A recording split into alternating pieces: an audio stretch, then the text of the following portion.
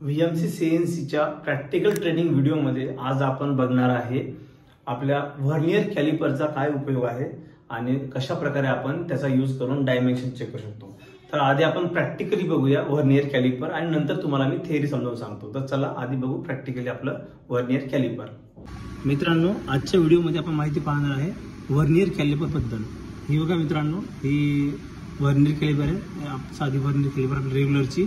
याच्यामध्ये आणखी dial vernier पण असतात, डिजिटल असतात, डिजिटल व्हर्नियर पण असतात। आपण आता या साध्या व्हर्नियरची माहिती बघणार आहे। तर बघा, हे आहेत याचे इंटरनल जॉ, याचे इंटरनल जॉ आहेत आणि हे आहेत एक्सटर्नल जॉ आणि हे लॉकिंग नट आहे याचा। ही आहे मेन स्केल आणि ही आहे व्हर्नियर स्केल। ओके, हा इंटरनल जॉ आणि हा एक्सटर्नल जॉ, ही मेन स्केल आणि ही व्हर्नियर स्केल। आता याच्यामध्ये आपला लिस्ट काउंट असतो 0.02 mm। ओके, हे वरचं रेडिंग जे आहे हे इंचवाला रेडिंग आहे। हे जे वर रेडिंग दिसतं मला हे इंचवाला आहे आणि खालचं mmचं रेडिंग आहे। आणि इथं आपल्याला लिस्ट काउंट पण दिलेला आहे 0.02 mm, बरोबर आहे। हे बघा 0.02 mm हाचा लिस्ट काउंट आहे। तर आता याने एखाद्या जॉबची साईज मोजायची असेल तर ती कशी मोजायची हे आता आपण बघूया। तर हा एक जॉब आहे माझा, या जॉबची आता आपण लेंथ मोजूया पहिल्यांदा। तर बघा याची लेंथ किती येते, बघा अशा प्रकारे आपण लेंथ जॉबमध्ये पकडण्याची लेंथ मोजत आहे। तर बघा ही लेंथ 109.6, ओके 109.62 जवळपास। 109 पॉईंट म्हणजे काय, इथं काय दाखवतं आपल्याला, पहिल्यांदा 109ला हा 0 मॅच झालेला आहे। नंतर व्हर्नियर स्केलची खालची कोणती रिडिंग या लाईनशी प्रॉपरली मॅच होते हे आपल्याला बघायचं असतं। तर बघा हा 6ची जी लाईन आहे ना, याच्यानंतर ही जी लाईन आहे ही बघा प्रॉपरली मॅच आहे।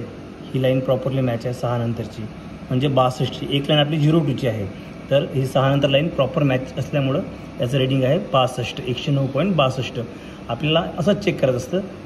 हे दाखवते आपला एक्झॅक्ट डायमेन्शन म्हणजे 109, हे दाखवते आपला round dimension, round figure dimension. आणि बाकीचं आपल्याला या व्हर्नियर स्केलच्या मॅचिंगवरून ठरवायचं असतं की ही किती भरते। तर इथं हे 6ला मॅच, 6 नंतर या 2ला मॅच आहे म्हणजे 62ला मॅच आहे। तर आपण याला 109.62 मोजलेलं आहे। आता आपण आणखी एक थिकनेसचं रेडिंग बघूयात, थिकनेस चेक बघू आपण। थिकनेस बघा, तर बघा आता ही थिकनेस भरत आहे याची 25 आणि नंतर 26। ही किती आहे 25 नंतर बघा दिसतं तुम्हाला 25 नंतर 26 आणि 26ला बघा कुठं मॅच होते, कोणती लाईन मॅच होते बघा, चेक करायचं।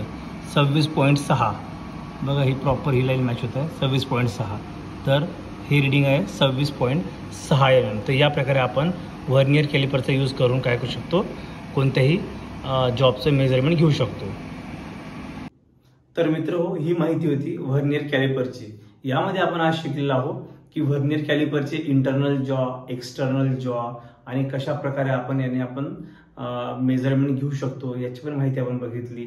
आणि तसेच आपण काय पाहिलं, मेन स्केल, व्हर्नियर स्केल याची माहिती आपण पाहिली। आणि अशा प्रकारे मित्रहो, एखाद्या जॉबची लांबी, रुंदी, त्याची थिकनेस हे मोजण्याकरिता आपण काय करत असतो, व्हर्नियर कॅलिपरचा आपण यूज करत असतो। तर व्हर्नियर कॅलिपर हे खूप वाईडली वापरलं जाणारं इन्स्ट्रुमेंट आहे इंडस्ट्रीमध्ये आणि याची माहिती असणं खूप गरजेचं आहे।